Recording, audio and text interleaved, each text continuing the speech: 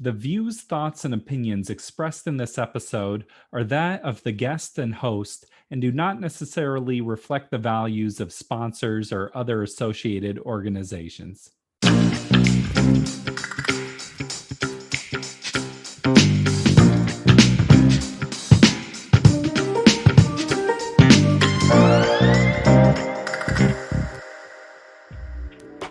Welcome to the Parental Compass. I am your host, Bobby Williams. Good to be here. Please subscribe to us on Apple or Spotify or whatever your preferred platform. And if you really want to help us, leave a review. It means a lot.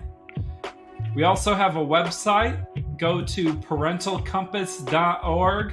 Every episode is up there. A lot of kids play sports. They love it. But with sports comes its own set of challenges. Having all the equipment, getting the practice on time, the inter-team dynamics, being upset if they lose. Why is my kid on the bench so much? What is with that coach? Woo! Here to talk with me today is Lynsi Polanco. Lynsi is a youth coach of 14 years and also a former league president. In addition, her daughter is a multi-sport athlete, so she can kind of see it from both sides. Let's hit the field.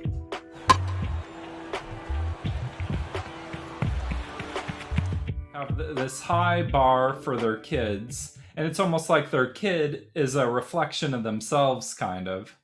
I think there are some folks out there that definitely live vicariously through their kids and, want them to be better than they were, or, everybody's chasing a college scholarship. Everybody wants that D1 full ride. And the reality of it is the numbers and percentages of that are super low. And in the process, I think we rob these kids of their childhood. I think one thing with sports too is you're not going to win every game, and so you'll be disappointed, but that's kind of important in its own way too, right? Absolutely. We have to teach our kids that it's okay to fail, and they shouldn't be afraid to fail, because life is about failures. I being a softball coach, always use the analogy with my players that if you fail 7 out of 10 times when you go up to bat, that means you're successful 3 out of those 10 times. That's a Hall of Fame career in Major League Baseball. And really, if you think about it, like failing 7 out of 10 times seems like a lot, but it's not really. And you can't be afraid to fail. That is part of the game, and that is part of life. Totally. And that's how you learn too, is by having times where it's not working out. So you talked about this conflict between coaches and parents. Sometimes I think a parent can be like, well, why is my kid not in the game? Or explain a little bit more of what that looks like and what parents can do on their end. I mean, we all want our kids to be the best. And a lot of the times if they're the best, that means that they're playing 100% of the time, and really kind of just doing some self-reflection on what the reasoning might be that your kid isn't getting that playing time that you think they deserve. Because a lot of the times there's things that coaches see that parents don't see. They're sitting in their car during practice, or they drop their kids off during practice, which is what as coaches we recommend they do, right? Like we don't need everybody hovering over and watching everything. But sometimes that's where we see attitudes where players roll their eyes or don't listen to what the coach is telling them to do, or they're not hustling. There's a lot of things that go into why a kid may or may not be playing that parents may not always see. So, stepping back and again, trusting the process and trusting that the coach is making the best decision. And sometimes that means that it's not your kid playing. So I always recommend that if there is questions, especially on playing time, that if your child is old enough, if you're talking 7 years old, it's going to be a little bit different, but I would hope that parents aren't really thinking that much about playing time at 7 years old. But if they're old enough, for them to go to the coach first and ask, hey, coach, is there something that I can be working on that that might help increase my playing time? Not why am I not playing, but what can I do to help increase that playing time? That's a whole A lot of different times outlook. Mm-hmm. it is. Um, and as a coach, it kind of makes you look at the kid a little bit differently too, because it's not like, why am I not playing? But like, what can I do differently? What can I work on? Yeah. It shows a little more initiative for the kid to get Sure. better. And then if it comes, down where that kid has, been working really hard and you can see major progress, but they're still not getting that playing time, then the parent can, approach the coach, but with the same type of approach. What can they be doing, working on to help improve their playing time? And maybe at that point it's where, is there something that's going on that I need to be aware of, because I see that they're sitting on the bench a lot, and I just want to make sure that we're doing our part at home to help where we can. And if there's attitude issues or things that are going on, we want to make sure we can fix that.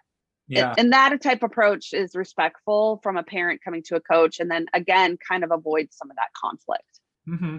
I think another thing that I hear about a lot is coaches being tough on their players, and maybe your parenting style is like very mellow, and then you see a coach like, hey, kind of coming down on them. And as a Right. parent, you want to come in and like fix the situation and be like, oh, my kid's uncomfortable. How can I like make this right? What do you think about that? About like coaches being tough on players and parents? So that's a really, really tough question in a Uh-huh. lot of ways, because I hear from parents that they want me to be tough on their kids, that Yeah. sometimes I'm too soft, and I hear that a lot from the players. Like, I wish you were tougher on us. I wish you were tougher on us. And in my mind, I think I am tough on them, so I'm like, man, how can I be tougher on them without, it coming across as being verbally abusive or crossing that line? Yeah. Where Um, is that line, do you think? so for me, I think a lot of it is, I mean, if a coach calls out a kid specifically, like, Bobby, you suck, like, you lost the game for us today, Yeah. that's not acceptable. That line has been crossed at that point. But for a coach to say, you know what, guys, we went out there today and we did not play our best. Quite frankly, you guys played awful today. There was a lot of errors in the field. Our corners, again, softball analogies, our Yeah. corners didn't do what they were supposed to, or our point guard, made some really bad passes, you know, by Yeah. making it generalized, but not saying, Bobby, you lost the game for us. I felt the So it, energy of that when you're like, you didn't play hard as a team. I'm like, I'm not even in the game, but I can kind of sense that. Yeah. yeah, I generally speak most of the time. I never want a kid to carry the weight that they lost the game, because the reality of it is they know when they've failed. Mhm. Another thing I think about, you were touching on it earlier about how parents put a lot of money into their kids being in sports. It's a lot of Mhm. time and energy. It's almost a social scene among the parents sometimes. And so it's almost like going to your kids' sports games can be like your form of entertainment almost. And I'm sure that's not the right attitude. And then you hear about parents where they're like just amped up and they're like, what is that, ref? Or whatever. I mean, what are your thoughts about all this? Of It does become your form of entertainment, not by choice in a lot of Yeah. times, Mhm. because once you sign your kids up, it really becomes a lifestyle for the most part. I mean, I think about, my child is a multi-sport athlete. And so, when quarantine hit, and we didn't have all this running around to do, it hit us hard. Of We really didn't have a life outside of that, and that has become our identity in a lot of ways. And Yeah. so it really hit the reset button for us and allowed us to find, ourselves and some of our values again, which was really nice. But when you look at it and you reflect on it, it really does become a lifestyle. You plan your vacations around it, Mhm. especially if you're playing, in a high travel league where your kids are Like constantly going that out is of the state. vacation. Hmm. A lot of the times it is, and I'll tack on an extra day or two at the beginning or the end of the trip, and we'll go do something fun. If we're in California, let's go to Disney for a day. So that way, that is our vacation, because we didn't get to go on a family trip, for a full week like everybody else got to. So we're just going to add a day here and there to do something Yeah. fun. So it's not all business when we're, Mhm. traveling. What about parents just yelling in the stands or getting a little too emotional? Don't do it. I recommend lollipops, or sunflower seeds. Okay, what's the point of Something. those? Just do you feel Well, yourself when you got getting that good? lollipop in your mouth, it becomes really difficult to always yell. I mean, you really got to make an effort to pull that lollipop out to yell. Uh-huh. It's just kind of a reminder to keep your mouth shut. Nice. But that is another way that parents can ruin it for kids too. Is no coach wants that parent that's in the stands that's constantly yelling at the refs or Yeah, yelling at the other team. I mean, the parents that are encouraging and like, hey, let's go, that's what yeah. everybody wants, but that's not always the case. Uh-huh. It's not the Seahawks or something. This, Right. yeah. Um, They're kids. They're uh-huh. kids. What about the ride home? I mean, is there an appropriate way to act or not act on the ride home after a game? I mean, a lot, if you were to Google this, they will just say, I love to watch you play, you Uh-huh. know. And that's, very hard for parents that are competitive, and again, those pressures fall back. You always want to say, why did you do this? Or you could have done this better. And again, just reminding everyone that your kid already knows what they probably could have done better. They're sitting on it and they're dwelling on it. So reminding them about it is not helpful. Yeah. Um, ask them if they had fun. Um, and just really trying to not focus on those negative things, and never ever talk bad about a coach or other players. Hmm. That's the worst thing that you could do. Yeah. What if you find your child is getting discouraged and maybe they just aren't enjoying the sport. Maybe they're feeling intimidated or anxious, but they say they want to quit. Like, when is Right. it time to just let a kid quit? And when is it time to be like, no, we're sticking with this? We're, following Yeah, through. What do you think about all that? that's good. I mean, as your child, works their way up, in sports, they may find themselves on a team that has more talent around them than what they're used to. So they may have been on a team before where they shined because there wasn't as much talent, and you wanted to push them a little bit more. So you put them on a team that there is more talent, but not they're sitting more, which is very discouraging, which does cause some anxiety, which does, a lot of times, it ruins it for the kid too at that point, because it's not what they're used to. They're not dealing with the adversity and the failure, and it becomes too much. And that's a tricky question in a lot of ways too, because if they're playing in a year-round sport, what is the best time? Yeah. Because a lot of the times, because of the money that goes into these teams that are playing year round, they build their budgets on numbers of players, right? So, and you have player fees attached to that. And so, You're like, um, I'm invested here. We're finishing out the season.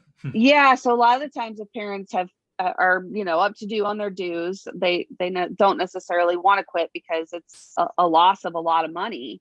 uh, but then allowing your child to quit when you still owe a bunch of money also is not fair to the team as well, because they've kind of planned tournaments and things around that budget, which includes those team fees. So I would just say, I mean, I teach life lessons, and so really teaching a kid how to work through the adversity and how to deal with that failure, how to work harder to maybe earn that playing time or become a better teammate, or what are ways that that they can make it enjoyable, for that short period of time that's left. Yeah, I And feel like the times in life, whenever it's been a really hard time, that's always the time of major growth.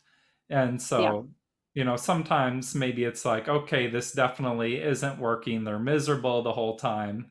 That's one Mhm. thing, but maybe powering through that season could be a good little lesson, though.